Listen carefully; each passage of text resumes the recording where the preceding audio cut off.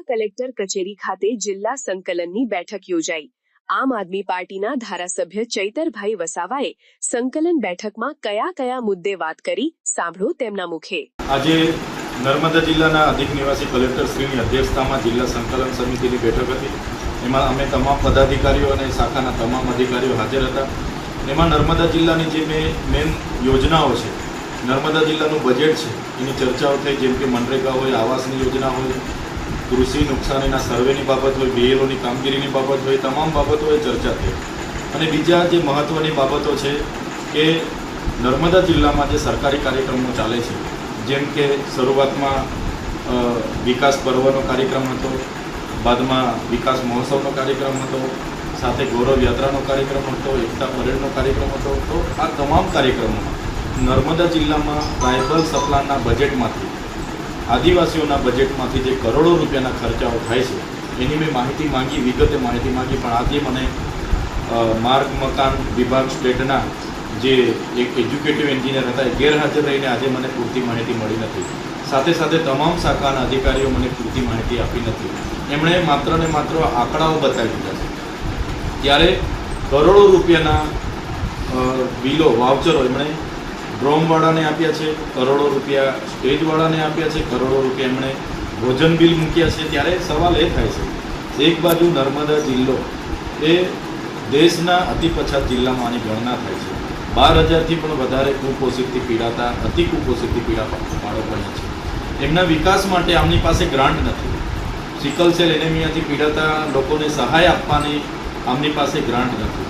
બાળકો ભણતા હોય એને શિષ્યવૃત્તિ આપવા માટેની આમની પાસે ગ્રાન્ટ નથી।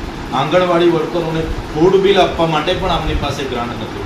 અને 3,000ની ડીશ આ કેવડિયા અને ડેડિયાપાડાના કાર્યક્રમોમાં અધિકારીઓને ખવડાવેલી છે, વીવીઆઈપીઓને ખવડાવેલી છે। 48 લાખના પાણીના બિલો મૂક્યા છે, 6 કરોડના બસના બિલો મૂક્યા છે એક પ્રોગ્રામના, અને 10 કરોડના સ્ટેજવાળાને ચૂકવણા કર્યા છે। તો 10 કરોડમાં તો નવું સ્ટેજ આવી જાય, 10 કરોડ મંડપવાળાને ચૂકવ્યા છે, 10 કરોડમાં તો બીજા 2 મંડપ આવી જાય। ત્યારે આટલા મોટા જે બિલો અધિકારીઓ એમના લાગતા વળગતા એજન્સીઓને સાથે રાખીને મૂક્યા છે, એનો અમે સખત વિરોધ કરીએ છીએ। કેમ કે અમારે એક યોજના માટે એમની પાસે ગ્રાન્ટ નથી હોતી, અને એક કાર્યક્રમમાં એમણે 50 કરોડ આ રીતના બિલો મૂકે એ અમે ચલાવવાના નથી। સરકાર એક બાજુ નર્મદા જિલ્લાને પૈસા આપે છે, પણ અહીંયા તો આવા પ્રોગ્રામોમાં બધા વાપરે છે, તો લોકોનો વિકાસ ક્યારે થશે? એ એક પ્રશ્ન છે। બીજું કે પ્રજાના પૈસે જે દિવાળીઓ આ લોકો કરી રહ્યા છે, દરરોજ એમના સરકારી કાર્યક્રમો પ્રજાના પૈસે જે થાય છે એનો અમે વિરોધ કરીએ છીએ। જે પ્રજાના ઉત્થાન માટે પૈસા આવે છે, જે આદિવાસીઓની વિકાસ માટે ગ્રાન્ટ આવે છે, એનો ઉપયોગ આ લોકો એમના તાઇફાઓમાં કરે છે, એ અમે ચલાવવાના નથી।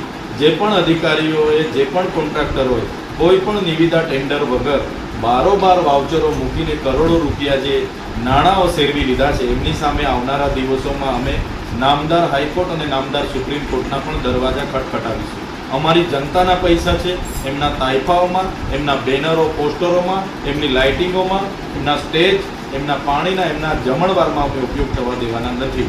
અમને માહિતી મળી છે જે 3,000ની ડીશો એમણે જમાડી છે લંચમાં અને ડિનરમાં, એમણે લાખો રૂપિયાની ટી પીવડાવી છે, લાખો રૂપિયાના બુફે એમણે કર્યા છે। ત્યારે આ જમણવારમાં અમને માહિતી એટલા માટે લોકો આપી રહ્યા નથી કે એમાં ચિકન, મટન, ડ્રાયફ્રૂટ અને ભલભલા ખર્ચાઓ એમણે કર્યા છે।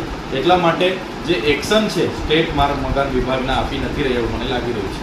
સાંસદને જ્યારે પૂછવામાં આવ્યું કે ધારાસભ્ય દ્વારા હજી ખર્ચ કરવામાં આવ્યો છે જે આદિવાસીના બજેટમાંથી, એના વિશે જ્યારે એમને પૂછવામાં આવ્યું ત્યારે તેમણે કીધું કે જ્યારે વડાપ્રધાન આવતા હોય ને આટલો મોટો કાર્યક્રમ થતો હોય ત્યારે આવો ખર્ચ અમે પણ પ્રોગ્રામો કરીએ છીએ। વડાપ્રધાનના કાર્યક્રમો હતા, અમારા બી કાર્યક્રમો હતા। અમે તો ક્યારે એવું નથી, આટલા 10 કરોડના તો અમે મંડપ નથી બનાવ્યા, 10 કરોડનું અમે સ્ટેજ નથી બનાવ્યું, 6 કરોડના અમે બસો નથી મંગાવી, 48 લાખનું અમે પાણી નથી કોઈને પીવડાવ્યું, 3 કરોડના અમે નાસ્તા નથી કોઈને ખવડાવ્યા। અમારા કાર્યક્રમો પણ થાય જ છે ને। તો તમારા કાર્યક્રમોમાં આ રીતના આટલા કરોડો રૂપિયા તમે ખર્ચો કરો અને એ પણ આદિવાસીનું બજેટ ખર્ચો કરો, એની સામે અમે વાંધો છે।